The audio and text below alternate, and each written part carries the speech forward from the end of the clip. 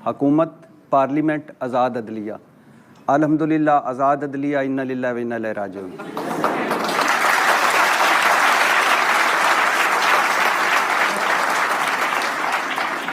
और ये parliament supreme है। कौन सी भाई पार्लियामेंट? जो मैंडेट लेके आती है, वो पार्लियामेंट।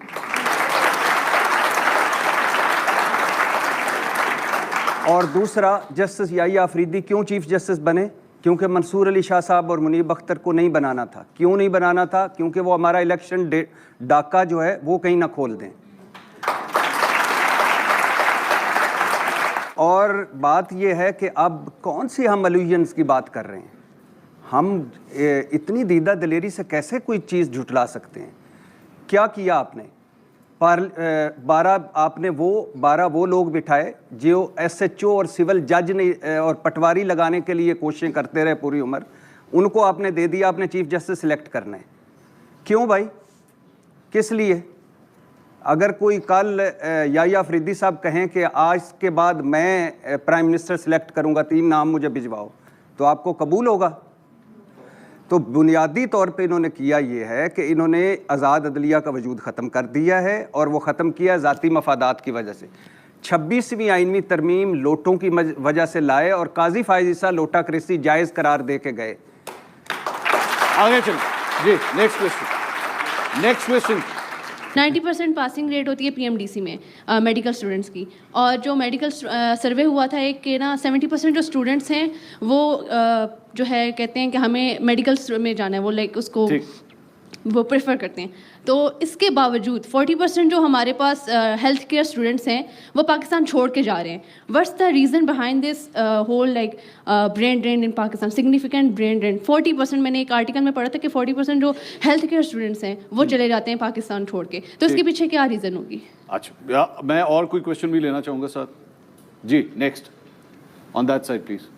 मेरा ये क्वेश्चन है कि अगर हम लोग रीसेंट ग्रेजुएट को देखते हैं तो वो एम्बिशियस होता है कि उसने एक इंडस्ट्री लगानी है, लेकिन उसके फाइनेंशियल रिसोर्सेज इतने ज़्यादा नहीं होते, तो वो इंडस्ट्रियलाइजेशन की बजाय वो जॉब ढूंढता है, फिर वो 5-10 साल के बाद थोड़ा बहुत कमाता है। इसके बरक्स अगर हम लोग देखें, जो हमारे इन्वेस्टर्स हैं वो रियल एस्टेट की तरफ ज़्यादा उनका रुझान होता है। वो लोग ज़मीन ख़रीदते हैं और आगे दूसरा जो इन्वेस्टर होता है वो उसको लाइक परचेज़ करके आगे सेल कर देता है।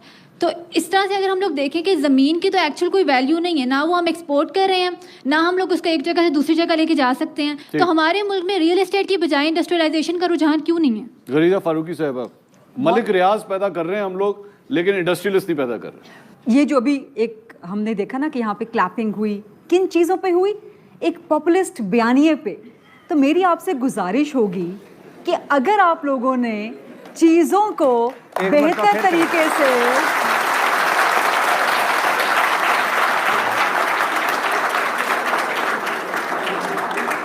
ये दिलों का बयानिया है, दिलों का।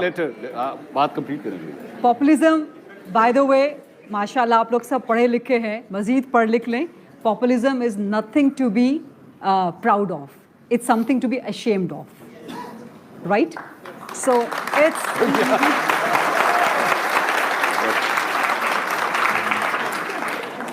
because it promotes fascism, it promotes dictatorship, ठीक है? So तालियां हम लोगों ने बजानी हैं या बजवानी हैं, तो ये बहुत आसान तरीका है कि मैं भी आपसे वो चंद एक जुमले बोल दूं, फलां चोर है, फलां डाकू है, अदलिया आज़ाद नहीं, पार्लियामेंट पर डाका है, वगैरह वगैरह, but this is not the reality. आप लोग खुद फैसला करें, लेकिन कम अज़ कम पाकिस्तान की हिस्ट्री पढ़ें, और उस हिस्ट्री को पढ़ने के बाद फिर खुद एनालिसिस भी करें और लोगों से बात भी करें। जो ब्रेन ड्रेन की बात हो रही है, अमेरिका में सबसे ज़्यादा जो कम्युनिटी बसती है diaspora, that is either from China, from Mexico and from India. इसका मतलब ये नहीं कि चाइना में यूनिवर्सिटीज़ अच्छी नहीं हैं, या चाइना में रोज़गार के मौके नहीं हैं, या चाइना में बाकी सहूलियात नहीं है। मैक्सिको की हम बात नहीं कर सकते, इंडिया भी ठीक है, लेकिन इंडियन डायस्पोरा अमेरिका में बहुत ज़्यादा है। ब्रेन ड्रेन का पाकिस्तान का प्रॉब्लम ये है, पढ़ने के लिए पाकिस्तान से बाहर जाना इज़ नॉट अ प्रॉब्लम, ज़रूर जाइए, जिसके पास अपॉर्चुनिटी है लाजमन चाहिए, लेकिन पढ़ने के बाद पाकिस्तान वापस आके कि आपको रोज़गार मिल सकता है, ये प्रॉब्लम है एक्चुअली।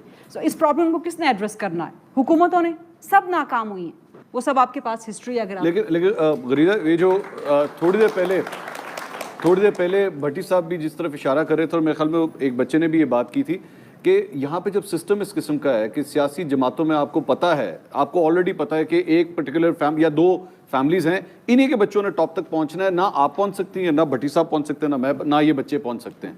तो वो अपने आप को इस सिस्टम में क्यों वापस लेकर आएंगे? वो कहेंगे हम किसी ऐसे सिस्टम में जाएं जहां पे हमारे टैलेंट की कम से कम कदर तो होगी, या हमारे पास सिफारिश होनी चाहिए, या कोई पर्ची होनी चाहिए, या फिर पैसा होना चाहिए जिसके बलबूते के ऊपर। पॉलिटिक्स में लगता है कि पाकिस्तानी पॉलिटिकल सिस्टम और पॉलिटिशियंस इतने इमेच्योर हैं, यानी कि वो इमेच्योरिटी की दो सूरतों से, या वो नाअहल हैं या वो फिर वो खुद परस्ती को फोकस करते हैं।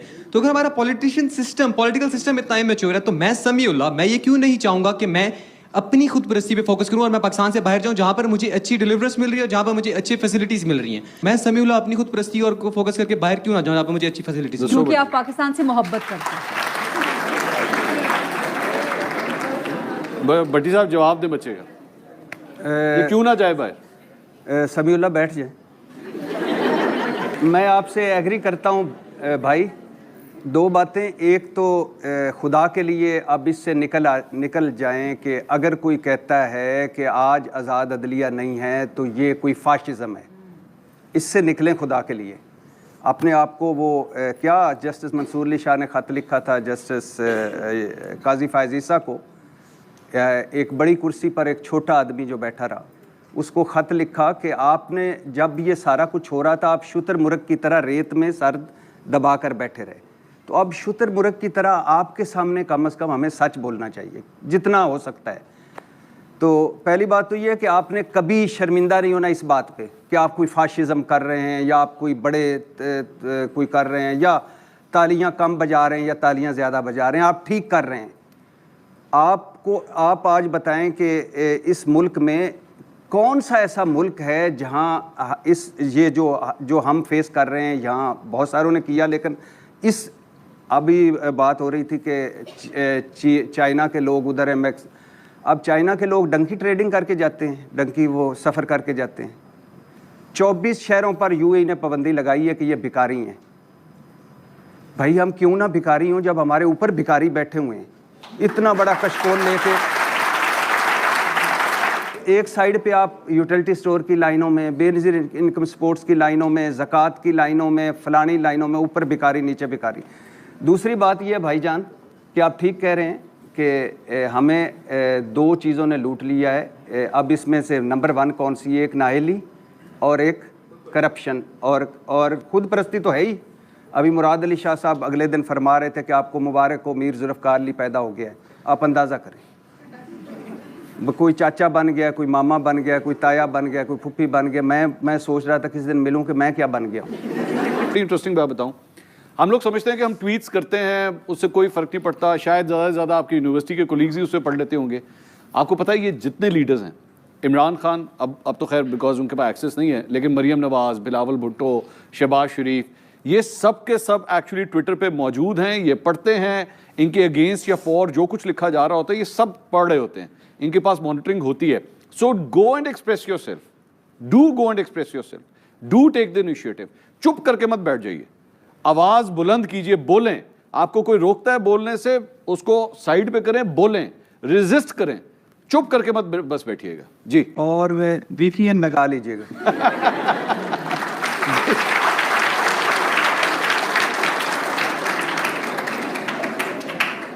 मेरा सवाल ये है कि अभी अदलिया की आज़ादी पे बात हो रही थी, तो कैसे ये हो सकता है कि जो खुद करप्ट जिनके केसेस चल रहे हैं वही अमेंडमेंट कर रहे हैं, और जैसे अभी बिलावल ने कुछ दिन पहले कहा था कि अगर बंदे पूरे ना हुए हमारे लिए अमेंडमेंट के लिए तो हम उसके लिए ज़बरदस्ती करा देंगे। ये कैसे पॉसिबल है कि ऐसे अदलिया आज़ाद रहेगी? और 6 जजेस के जो खत थे उसके बारे में भी जी। मुझे आप ज़रा बता दीजिए किस किस पर कौन कौन से केसेस हैं? बहुत से लोग हैं, इनके केसेस करप्शन पे काफी अरे नाम चले और लेके उनके बता खत्म हो दीजिएगा गए। ना, नाम लेके बता दीजिए। आप माशाल्लाह बहुत पढ़े लिखे हैं, नौजवान हैं, कि इस बंदे पे ये केस है और ये साबित हो चुका है। जिनकी अमेंडमेंट हुई है उनमें से आप बात कर लें पीटीआई की, इनके कितने पे केसेस चल रहे हैं, अभी कितनी एफआईआर हुई हैं, आप पीटीआई पे बेशक नहीं बात कर पीटीआई लें। तो उस पार्लियामेंट्री कमेटी में शामिल ही नहीं है। पार्लियामेंट्री कमेटी में अभी शामिल हुई है कि हम जुडिशल कमीशन में चले बैठेंगे। मौलाना फजल रहमान पे कितने केसेस हैं, उन्होंने बनाया है चीफ जस्टिस याया अफरीदी। मौलाना फजल रहमान पे अगर केसेस नहीं है, लेकिन वो उनके ऊपर इल्जाम आजम जरूर नजीर लगता तारड़ है पे क्योंकि कितने केसेस यहाँ हैं, वो पे पार्लियामेंट्री कमेटी में शामिल थे। नवाज शरीफ जैसे एवन फील्ड का है, एवन फील्ड भी तो इसी चीज़ में है। यही तो प्रॉब्लम है, यही मैं आपसे गुजारिश कर रही हूँ।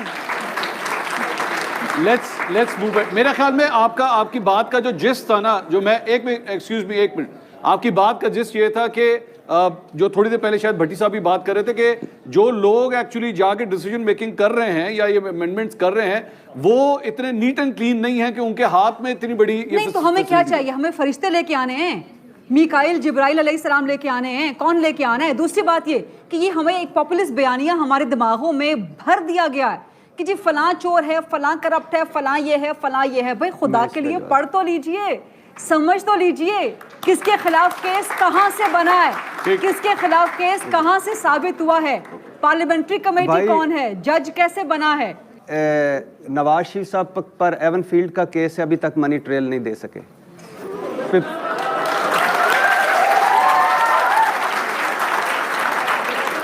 ये जो हमारा शहबाज शरीफ साहब हैं, ये most documented TT scandals, TT शहजादे पूरी फैमिली, और ये जो आसिफ अली जरदारी साहब हैं, जाली accounts, money laundering, 17,000 transactions with सबूत। आजम नज़ीर तारड़ साहब के बड़े कौन हैं? नवाज शरीफ साहब, शहबाज शरीफ साहब।